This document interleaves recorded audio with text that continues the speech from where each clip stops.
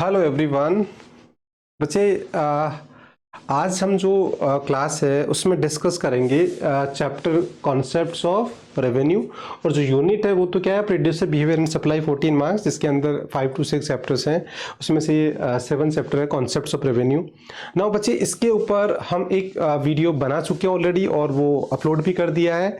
अब आज जो है वो फर्स्ट वीडियो में हमने क्या कवर कर लिया था, meaning of revenue, types of revenue और प्रोड्यूसर्स रेवेन्यू का रिलेशनशिप अमंग TRAMR, मतलब revenue curve in perfect competition, और उसके रिलेशंस वो सारा हमने डिस्कस कर लिया था। आज जो रिमेनिंग पार्ट है वो कवर करेंगे रेवेन्यू कर्व्स इन मोनोपोली, उनका रिलेशंस, रेवेन्यू कर्व्स इन मोनोप्लास्टिक और उसका डिफरेंसेस, और मैं बताऊंगा कि इसके न्यूमेरिकल कैसे सॉल्व करेंगे। तो ये सारा हम कवर करने वाले हैं, तो आप वीडियो एंड तक देखिएगा। ये वीडियो देखने के बाद आपको रेवेन्यू के अंदर कोई दिक्कत नहीं आएगी। तो ये दो वीडियो के अंदर दो क्लास में हम इसको कवर कर रहे हैं। तो देखो आज ही क्लास स्टार्ट करते हैं बच्चे। तो आज हम डिस्कस करेंगे रेवेन्यू कर्व्स इन मोनोपोली मार्केट।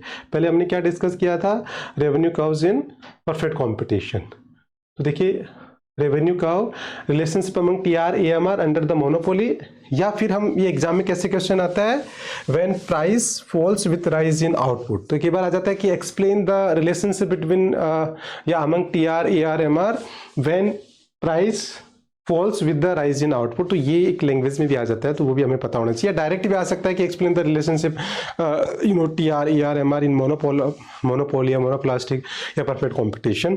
तो ये हमें ध्यान रखना है। तो अब देखिए बच्चे, इसमें सबसे पहले हमें पता होना चाहिए कि व्हाट इज मोनोपोली। तो मोनोपोली मार्केट क्या होता है, पहले डेफिनेशन से फिर हम सारा डेवलप करना सिखाएंगे। बच्चे मैं आपको इसमें रटने की जरूरत नहीं है, मैं आपको पूरा डेवलप करना सिखाऊंगा कि किस तरीके से आप इसमें पूरा स्केड्यूल आप बना सकते हैं, अपना खुद का ही बना लेंगे, फिर आप उससे डायग्राम बना लेंगे, फिर उससे आप सारे रिलेशंस लिख देंगे और बहुत ईजी होने वाला है, बिलीव मी।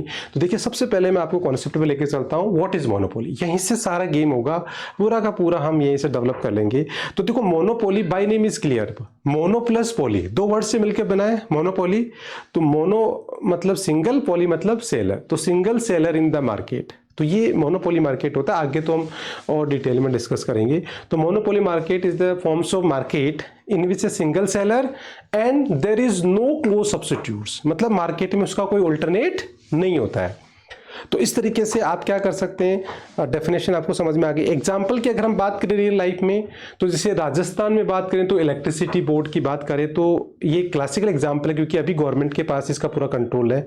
ठीक है, बाकी स्टेट्स में जो आप देखेंगे तो वहाँ प्राइवेट जो सेक्टर्स हैं, प्राइवेट जो प्रोड्यूसर्स हैं वो भी उसमें पार्टिसिपेट कर रहे हैं, बट राजस्थान में अभी गवर्नमेंट के पास है। इसके अलावा रेलवे का हम एग्जांपल लें इंडिया में, या डिफेंस का एग्जांपल लें, तो कुछ हद तक हम कह सकते हैं कि this is a monopoly.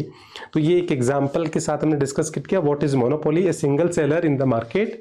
Now अब इस डेफिनेशन से हम क्या बनाना सीखेंगे, टेबल। तो डेफिनेशन से हम टेबल बनाना सीखेंगे। तो देखिए बच्चे कैसे बनाएंगे, दिस इज वेरी इंटरेस्टिंग। यहां हम लेंगे यूनिट्स, यहां लेंगे हम टीपी, यहां लेंगे एपी और यहां लेंगे एमपी। सॉरी,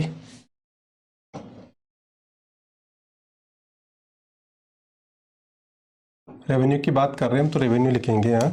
रेवेन्यू देखो टेबल बनाएंगे, सबसे पहले यूनिट लिखेंगे, फिर उसके बाद में क्या करेंगे, यहाँ लिखेंगे TR, यहाँ लिखेंगे AR और यहाँ MR।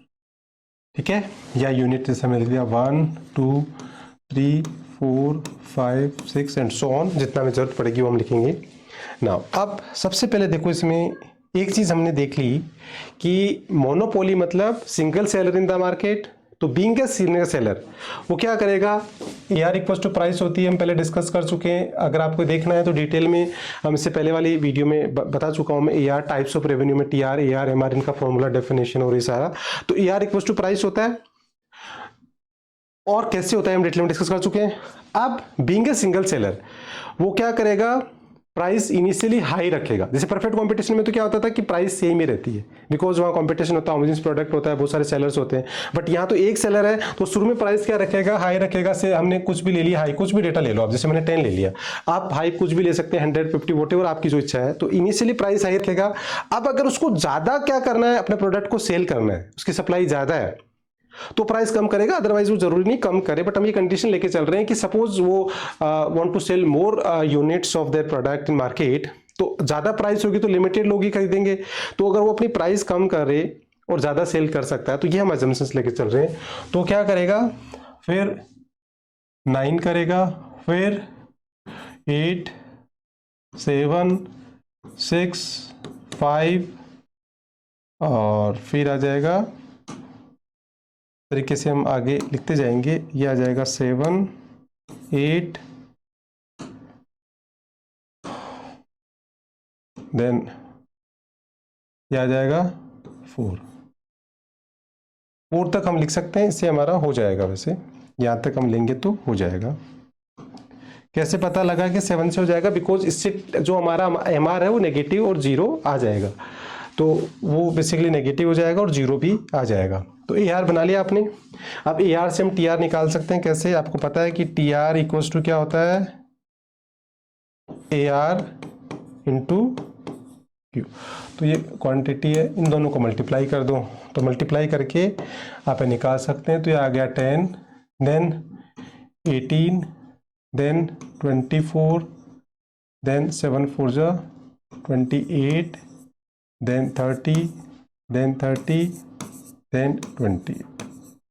तो इस तरीके से मल्टीप्लाई कर दिया आपने यूनिट को और AR को, और आपने क्या निकाल लिया, TR ना। अब TR से MR निकाल सकते हो। तो MR क्या होता है, MR इक्वल्स टू क्या होता है, TR n माइनस TRn-1, मतलब चेंज ऑफ MR क्या होता है, चेंज ऑफ TR। तो इसका चेंज निकाल लो, 10, देन 8 6 4 2 0 और -2।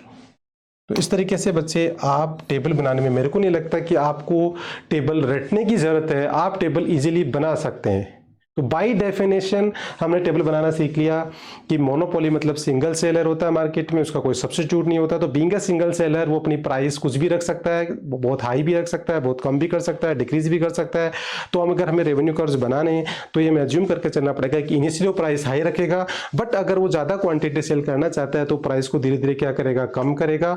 और इस तरीके से हम AR को प्राइस लेके, और इस तरीके से कोई भी डेटा ले लीजिए आप, मैंने 10 से स्टार्ट किया, 50 से स्टार्ट, किसी से स्टार्ट करके आप क्या कर दीजिए, डिक्रीज करते जाइए और AR को बना लीजिए। फिर AR से हम TR निकालेंगे, TR से हम MR। ये सारा डिटेल में हमने डिस्कस किया है टाइप्स ऑफ रेवेन्यू से पहले वाली वीडियो में, तो वहां भी आप जाके देख सकते हैं ये फॉर्मूले, डेफिनेशन और सब। तो ये टेबल बनाना सीख लिए। अब टेबल बनाने के बाद हम इसका डायग्राम बनाएंगे। तो देखिए बच्चे, इसका डायग्राम बनाने के लिए आपको क्या करना पड़ेगा, यहाँ आपको ये लेना है x एक्सिस, y एक्सिस ऐसे ले लेना है। यहां आप लेंगे यूनिट, यहां लेंगे TR, AR एंड M। तो यूनिट के लिए हम इक्वल कितने पार्ट में डिवाइड कर लें, 7 पार्ट्स में। तो इसको 7 पार्ट्स में डिवाइड कर लीजिए, 1 2 3 4 5 6 और 7। तो इक्वल पार्ट्स में आपको डिवाइड करना है।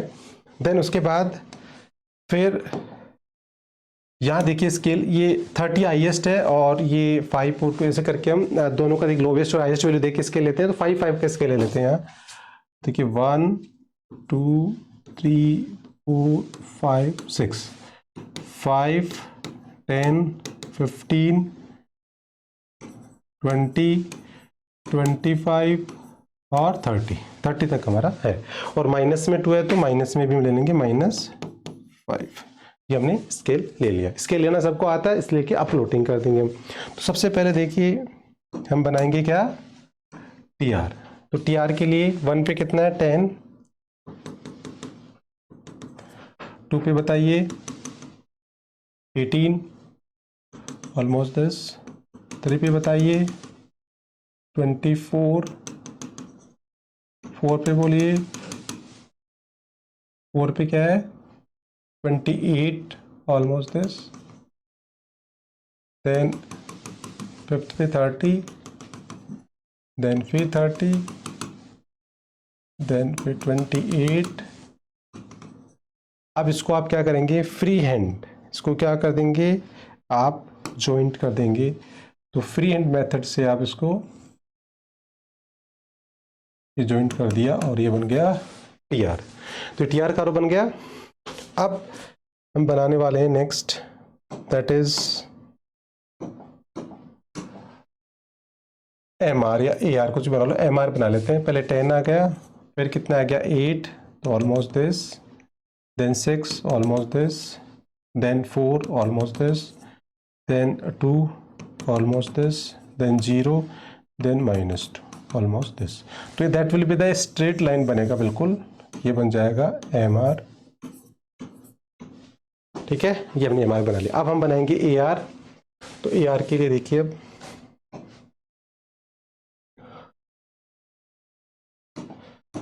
ना ए आर पहले कितना रहेगा 10, फिर 9, तो 9 मतलब ऑलमोस्ट दिस, देन 8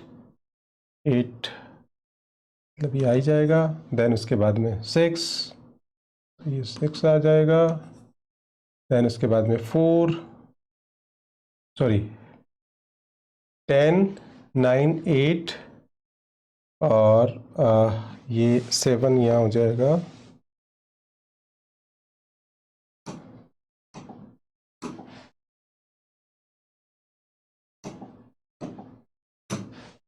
तब 7 ऑलमोस्ट ये हो जाएगा, देन उसके बाद में 6 ये हो जाएगा, देन उसके बाद में 5, देन ये, देन फिर 4, इसको आप जॉइंट कर दो तो ये बन गया ए आर। तो बच्चे इस तरीके से हम क्या बना लेंगे, डायग्राम हमारा बन जाएगा ना, ये डायग्राम बन जाएगा। अब इसका रिलेशन बहुत इजी है। तो अब डायग्राम को देख के आपको क्या लिखना है, रिलेशन लिखना है। तो देखिए कैसे लिखेंगे, अब डायग्राम को देख के हम रिलेशन लिखना सीखेंगे। ना तो अब सबसे पहले हम जो रिलेशन लिखेंगे वो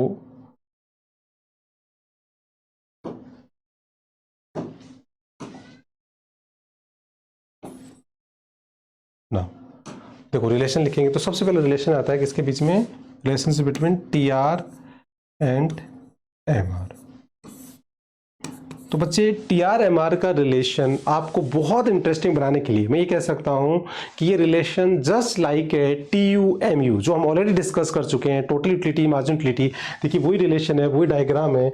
अगर आप ए आर को उठा दो तो ये वही डायग्राम बना है जो टी यू एम यू का था, बस यहाँ चेंज हो गया टी आर और ए आर और एम आर, बेसिकली ये चेंज हुआ है। तो रिलेशन वही रहने वाला है, सेम रिलेशन। तो देखिए फर्स्ट रिलेशन क्या होगा कि जो एम आर है वो क्या हो रहा है, डिक्रीज हो रहा है but still positive, then T R increase at a diminishing rate. तो देखिए ये यहाँ तक हो रहा है और ये हमने ये ले लिया।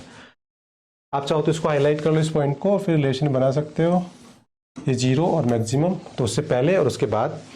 तो ये फर्स्ट रिलेशन आपने लिख दिया कि जब एम आर डिक्रीज हो रहा है but still positive above X axis, then T R increase at a decreasing rate.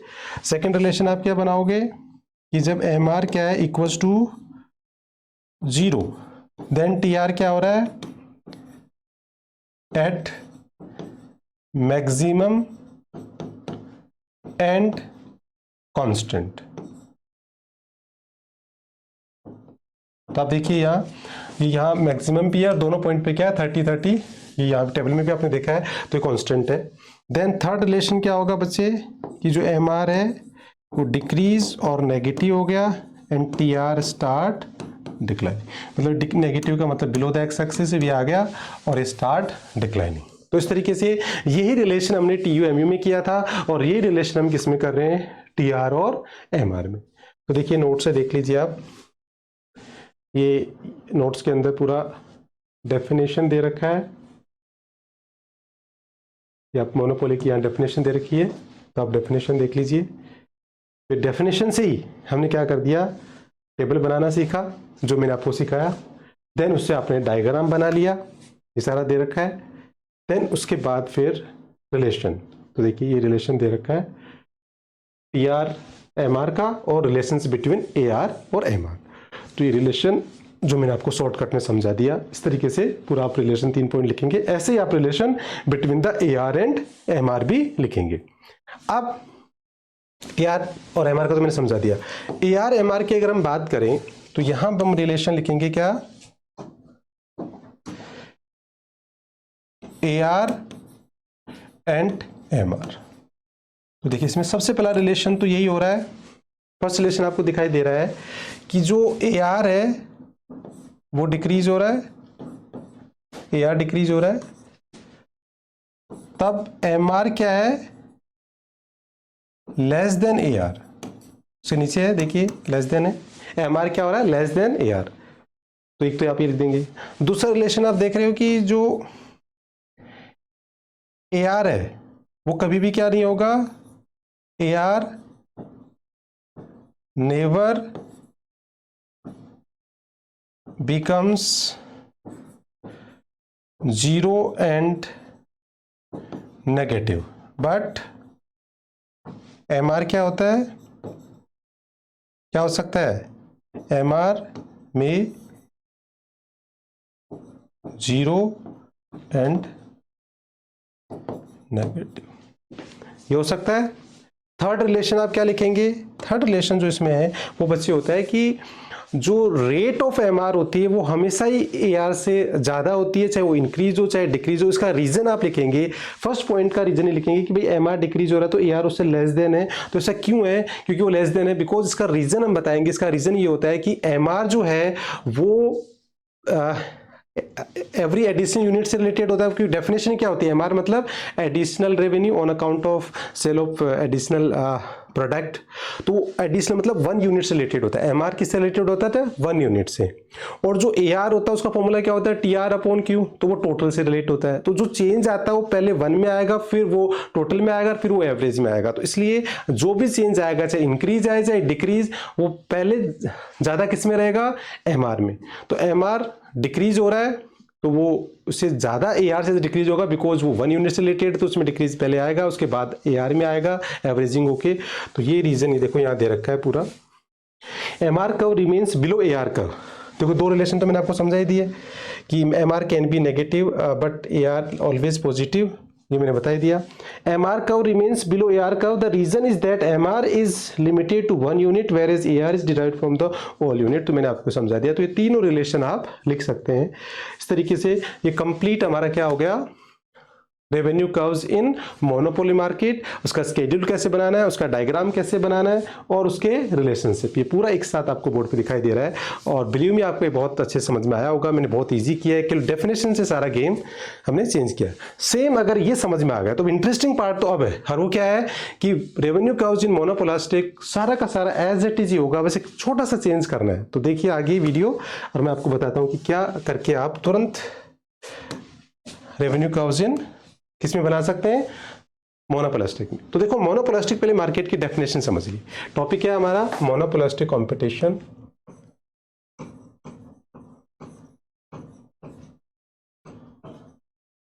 Monopolistic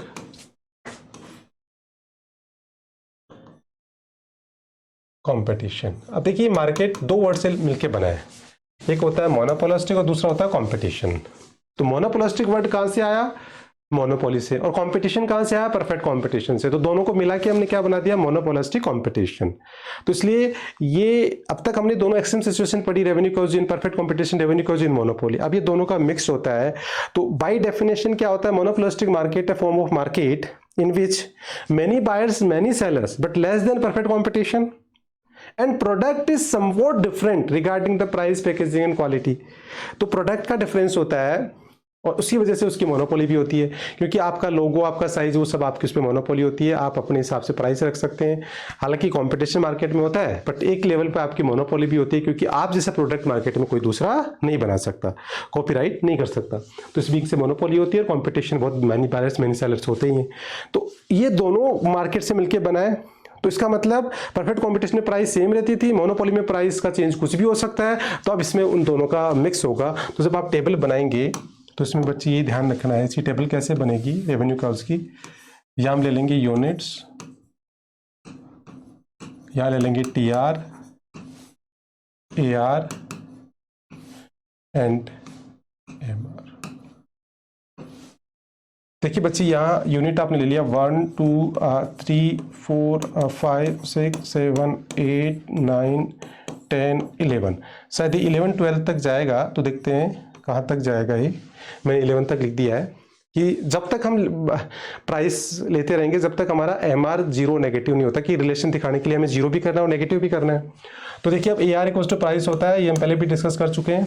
अब इसी अजम्पशंस पे हम लेके चल रहे हैं कि इसमें प्राइस क्या रहेगी, परफेक्ट कंपटीशन की तरह फिक्स नहीं रह सकती, मोनोपोलर की तरह ये कुछ भी नहीं हो सकती, मतलब कितना भी हाई। देखो इनिशियली प्राइस हाई रहेगी, तो प्राइस हम वही रख लेते हैं, इनिशियली मान लो 10 रख लिया आपने, बट अब जो इसमें चेंज आएगा वो मोनोपोली से कम आएगा और परफेक्ट कंपटीशन बिल्कुल भी नहीं आता।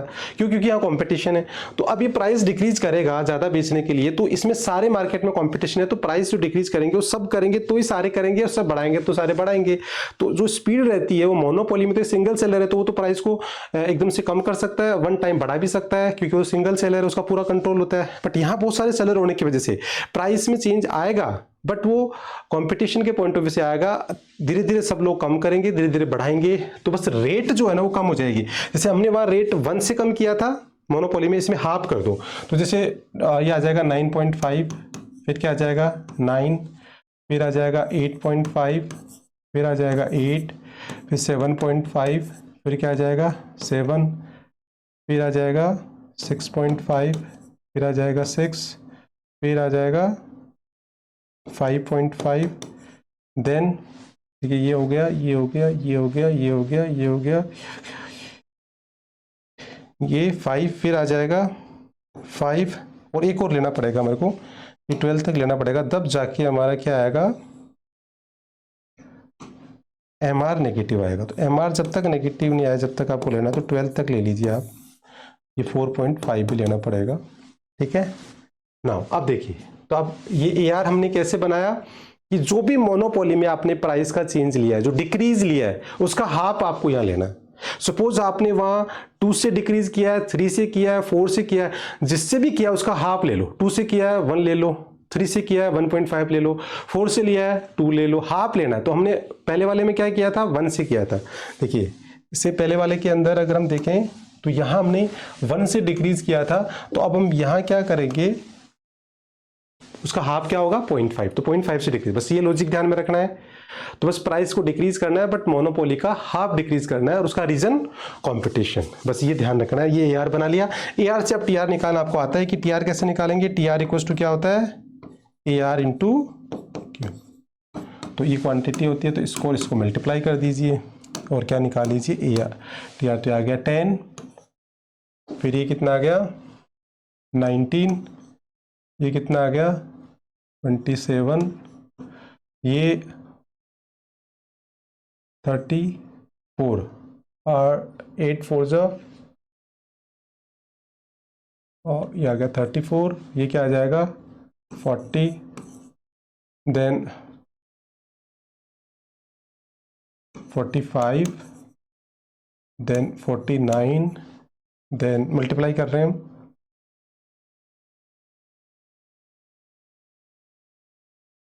और ये आ जाएगा 8 6 48, और 8 का 4 वो, तो ये आ जाएगा 52, 52, 54, ये 55, ये भी 55, और ये आ जाएगा 54। तो इस तरीके से मल्टीप्लाई करके हम निकालेंगे। अब इसका हम चेंज निकाल लेंगे, तो इसका चेंज जो आएगा वो आएगा 10, फिर आएगा 9, फिर 8, 7 6 5 4 3 2 1 0 और -1। तो देखो MR क्या होता है, MR होता है change of TR, TR n minus TR n -1। तो ये आपको चेंज निकालना है, TR का चेंज निकाल के आप क्या निकाल सकते हैं MR। तो ये स्केड्यूल बन गया। अब इसका जो डायग्राम है वो बच्चे क्या होगा, जो इसका डायग्राम बनेगा वो बिल्कुल वैसे ही बनेगा जैसे हमने मोनोपोली वाला बनाया था, सेम डायग्राम बनेगा, केवल रेट का डिफरेंस आएगा, स्लोप का, T R, A R and M R. तो बच्चे बस मैं पूरा प्लॉटिंग करके नहीं बना रहा, मैंने आपको बना के दिखा दिया, आप प्लॉट करेंगे, सारा प्लॉट करना मैंने सिखा दिया आपको मोनोपोली में, वैसे आपको यहाँ प्लॉट करना है, यहाँ यूनिट्स लेनी है और यहाँ सारा। देखो जो चेंज आएगा वो क्या आएगा, बेसिकली इसमें जो चेंज आने वाला है वो स्लोप का चेंज आएगा। तो इसमें जो आपका स्लोप होगा ना वो थोड़ा फ्लैटर हो जाएगा, ये एम आर हो गया, फिर ये ए आर हो गया, और यहाँ से आप ऐसे परपेंडिकुलर लेके ये आप बनाएंगे तो ये टी आर बने। तो आप देखेंगे कि जैसे आप बनाएंगे प्रॉपर, मैंने अभी विदाउट शेड्यूल बनाया है, विदाउट लेबलिंग सॉरी, आप लेबल करके बनाएंगे तो आप देखेंगे कि यहाँ जो है वो स्टीपर है और वहाँ क्या है, थोड़ा फ्लैटर आएगा। रीजन आप समझ गए होंगे, क्योंकि जो rate of change in price है, टी आर प्राइस का जो चेंज है वो हाफ हो गया, हाफ ऑफ मोनोपोली, तो डेफिनेटली फ्लैटर होने वाला है, वो स्टेपर होने वाला है, उसमें चेंज स्पीड से हो रहा है, इसमें चेंज कम हो रहा है, रेट कम है। तो इसी वजह से बस जो डिफरेंस है वो डायग्राम में केवल स्लोप का डिफरेंस आएगा। स्केड्यूल में आपको मैंने बता ही दिया, ये सारा कनेक्ट कर दिया, इस तरीके से आप बना लो। रिलेशनशिप की अगर हम बात करें तो इसमें आप जो रिलेशनशिप लिखेंगे किसके बीच में, T R and M R और A R and M R, वो सारे के सारे बिल्कुल सेम रिलेशंस रहेंगे जो हमने मोनोपोली में किए हैं, बिकॉज कर्व तो वही बन रहा है, बस रेट स्लोप का तो फर्क है, तो रिलेशनशिप कोई चेंज नहीं होने वाला, बिकॉज कर्व सारे सेम है। तो वो एज इट रिलेशन, यही रिलेशन आपको क्या करना है, यही रिलेशन आपको वहां लिखना है, दोनों का relation as it is copy मारना है। तो देखिए जी, आप नोट से देख लीजिए, ये मोनोपोलिस्टिक कंपटीशन की डेफिनेशन आ गई, उसके अकॉर्डिंग फिर हमने क्या कर दिया, डेफिनेशन के भी यहाँ पे टेबल बना दिया। डायग्राम मैंने बच्चों को नोट्स के अंदर प्रैक्टिस के लिए ब्लैंक छोड़ रखा है, आप खुद बनाएंगे, ये बना के दिखा दिया। देन उसके बाद फिर ये रिलेशन, तो देखिए रिलेशन बिल्कुल एज इट इज बिल्कुल सेम है एज द मोनोपोली, तो पूरा रिलेशन बिल्कुल सेम रिलेशन होता है, एज इट इज कॉपी करना होता है आपको, क्योंकि स्लोप का फर्क है, रिलेशन का फर्क, कर्व में वो कोई चेंज नहीं आया ना। इस तरीके से अब बच्चे इसका जो, अगर हम तीनों रिलेशन, तीनों जो कर्व है उनको हम एक साथ बना के और में डिफरेंस करना चाहें कि बार, हालांकि वैसे नहीं पूछा जाता, बट अगर क्वेश्चन आ जाता है कि difference among the revenue curves in 3 market, तो देखिए बेसिकली इसमें मैं आपको थोड़ा ब्रीफ में बता देता हूँ। इसमें क्या होगा कि हम तीनों कर्व जो है, तीनों के मतलब रेवेन्यू कर्व्स इन 3 मार्केट्स का अगर रेवेन्यू कर्व आप बनाओगे तो एक साथ अगर आप बना के हम डिफरेंस करना चाहो तो इस तरीके से कर सकते हैं। यूनिट्स ए आर, केवल ए आर लेंगे हम, डिमांड कर और ए आर, बस उसी को हम डिफ्रेंशिएट करेंगे क्योंकि मेन पॉइंट वही है हमारा। तो इसमें देखिए अगर तीनों का एक साथ आप बनाओगे तो क्या बनने वाला है, परफेक्ट कॉम्पिटिशन, ये हमने बना लिया। क्या होता है, ए आर एम आर, ये हो गया परफेक्ट कॉम्पिटिशन का। फिर क्या होगा, एक ये बनेगा जो फ्लेटर होता है, तो फ्लेटर किसका होता है, A R of monopolistic competition. और फिर स्टिपर किसका होता है, स्टिपर जो है वो ए आर ऑफ मोनोपोली। तो मोनोपोली का क्या होता है, स्टिपर, मोनोपोलिस्टिक का कांस्टेंट रहता है, पहले टू एक्स एक्सिस हो, तो तीनों का एक साथ आपने इस तरीके से, आप चाहो तो स्केड्यूल भी तीनों का बनाना चाहो तो स्केड्यूल बनाना बहुत इजी है, देखो समझ में भी आ जाएगा आपको। तीनों के अंदर यहाँ यूनिट लेंगे, यहाँ लेंगे A R of perfect competition, यहाँ लेंगे ए आर इन मोनोपोली, और यहाँ लेंगे A R of monopolistic competition. तो देखो हमने सीखा था कि 1 2 3 4 तक ले लेते हैं अभी। तो इसमें हमने देखा था कि इसको कांस्टेंट रखा था 10 10 10 10, बिकॉज परफेक्ट कंपटीशन में क्या होता है, मैनी बायर्स मैनी सेलर्स, तो और होमोजेनियस प्रोडक्ट। इसमें क्या किया था हमने, 10 से लेके उसको हमने कम किया था, तो ये 10 9 8 7 1 1 से कम किया था। इसको फिर हमने क्या करना था, इसका हाफ करना था, तो ये क्या हो जाएगा 10 9.5 9, फिर 8.5 इस तरीके से। तो यहाँ तीनों का स्केड्यूल हम पहले बना चुके हैं, बस वो स्केड्यूल में से आपको AR उठाना है और वहीं हम बना चुके हैं तीनों को। यहाँ बना के इस तरीके से आप स्केड्यूल और डायग्राम तीनों का बना के, अब तीनों में अगर आप रिलेशन डिफरेंस करना चाहो तो डिफरेंस क्या होगा तीनों के अंदर। सबसे पहले मीनिंग का हो जाएगा कि रेवेन्यू जो कर्व है वो बेसिकली जो डिफरेंस आएगा, सबसे पहले मीनिंग तो चलो सेम ही रहेगी AR की, पर जो डिफरेंस आने वाला है सबसे पहला देखो एक डायग्राम का आ जाएगा, एक स्लोप का आ जाएगा, स्केड्यूल का आ जाएगा। अलग अलग स्केड्यूल बनाने, अलग अलग कर देना, तीनों के अंदर एक टेबल बना लेना और टेबल बना के यहाँ लिख देना, या बेसिस ले लेना, या तीनों के रेवेन्यू कर्व्स ले लेना, और फर्स्ट बेसिस आपका क्या हो जाएगा डायग्राम। तो इसमें स्टेप इसमें क्या बना देना, तीनों को ऐसे अलग अलग कर देना, इसका ये बना देना, इसका क्या करना थोड़ा स्टिपर बना देना, इसका थोड़ा फ्लैटर बना देना, और फिर ऐसे आप स्केड्यूल के बेसिस पे इसमें ये बना देना, इसमें ये, ऐसे तीनों में स्केड्यूल बना सकते हैं। इसके अलावा जो यहाँ बेसिकली इसका रीजन बता सकते हैं कि ये स्लोप इनका क्या रहता है। तो यहाँ क्या होता है होमोजेनियस प्रोडक्ट होता है, यहाँ क्या होता है there is a product differentiation होता है, यहाँ क्लोज सब्स्टिट्यूट नहीं होता। तो इसी वजह से तो इनका क्या होता है ये शेप होती है, तो वो रीजन बता सकते हैं, product on the basis of product बता सकते हैं। देन इसके अलावा आप इसमें इलास्टिसिटी बता सकते हैं कि देखो इसकी जो इलास्टिसिटी हो क्या हो गई, ED इक्वल्स टू इन्फानाइट, इसकी ED ग्रेटर देन 1 होती है, और ये क्या होता है ED, आपने देखा होगा कि हमने जब इलास्टिसिटी पढ़ी थी तो AR equals to demand curve होता है, बिकॉज ये भी तो रिलेशनशिप प्राइस और क्वांटिटी बताता है, और डिमांड कर्व भी क्या बताता है रिलेशनशिप बिटवीन प्राइस और क्वांटिटी, तो इस वजह से ये सेम ही होता है AR।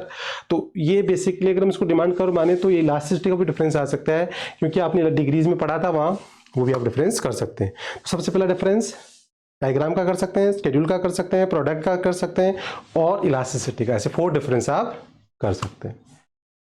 और इसके जो न्यूमेरिकल है वो तो बच्चे सारे के सारे किस पे बेस्ड है, बहुत इजी से होते हैं। देखो इसके अगर फॉर्मूले की बात करें तो हमने पहले वाली वीडियो में भी डिस्कस किया था कि जो TR है, TR का फॉर्मूला क्या होगा, TR इक्वल्स टू, सबसे पहला फॉर्मूला क्या होता है AR इंटू Q, इसके अलावा समेशन ऑफ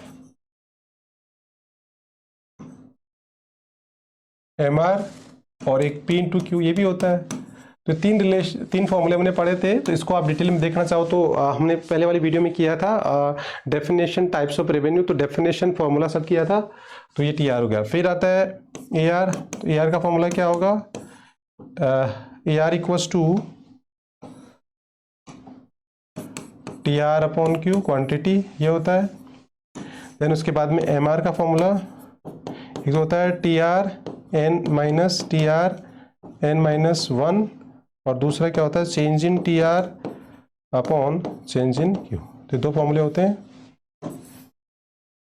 ठीक है। इस तरीके से फॉर्मूले, इसी पे बेस पे आपका जो इसमें न्यूमेरिकल आएंगे वो क्या आएंगे भाई, जैसे आपको क्या दे दिया यहाँ मान लो सपोज यूनिट दे दी, ये न्यूमेरिकल टेबल बनाना सीख गए तो न्यूमेरिकल अलग से करने की जरूरत ही नहीं पड़ती इसके, ये टेबल बनाना आप सीख गए तो उस वजह से आपको यहाँ क्या करना है, जैसे मान लो 1 2 3 4 5, और यहाँ आपको दे दिया सपोज TR दे दिया, सपोज आपको दे दिया TR 10 15 20 और 50, ये TR दे दिया। अब आपसे बोल दिया कि फाइंड आउट, इसमें क्या करना है AR निकालिए और MR निकालिए, तो आप आराम से निकाल सकते हैं बिल्कुल, क्योंकि TR से क्या निकल जाएगा, इसको इसकी क्वांटिटी है तो इनको दोनों को डिवाइड करके हम AR निकाल लेंगे, और फिर इसका जो चेंज है वो MR निकल जाएगा। ऐसे आपको AR दे रखा है, फिर TR MR निकालना है, फिर MR दे रखा है, तो ये बेसिक्स हम आराम से जब टेबल बनाना सीखे तो हम कर सकते हैं। इसके अलावा एक मिसिंग का आ सकता है, इसमें फिल इन द ब्लैंक्स का क्वेश्चन आ सकता है, तो बहुत इजी न्यूमेरिकल्स होते हैं इसके, तो आप एक बार करिएगा। जो भी आपकी टेक्स्ट बुक है उसके पीछे न्यूमेरिकल दे रखे हैं वो आप करेंगे, तो उसमें कोई डाउट आती है तो आप कमेंट बॉक्स में कमेंट करिएगा, फिर मैं एक सेपरेट वीडियो इस पर पूरा न्यूमेरिकल का बना दूंगा। अगर आपको दिक्कत आ रही है तो आप कमेंट करिएगा, मैं इस पर एक पूरा separate video numerical problems of revenue पे बना दूंगा, क्योंकि इतना इंपॉर्टेंट नहीं है इसलिए मैं इसको इतना डिटेल में कवर नहीं कर। So that's all for today, thank you so much. I hope आपको ये वीडियो आपकी क्लास समझ में आई होगी, टॉपिक समझ में आया होगा, इंटरेस्टिंग लगा होगा। अगर डेफिनेटली आपको लगा है तो आप लाइक सब्सक्राइब और शेयर करिएगा, बिकॉज ऐसी वीडियो में बनाता रहता हूँ, आपको अपडेट करता रहता हूँ। Thank you.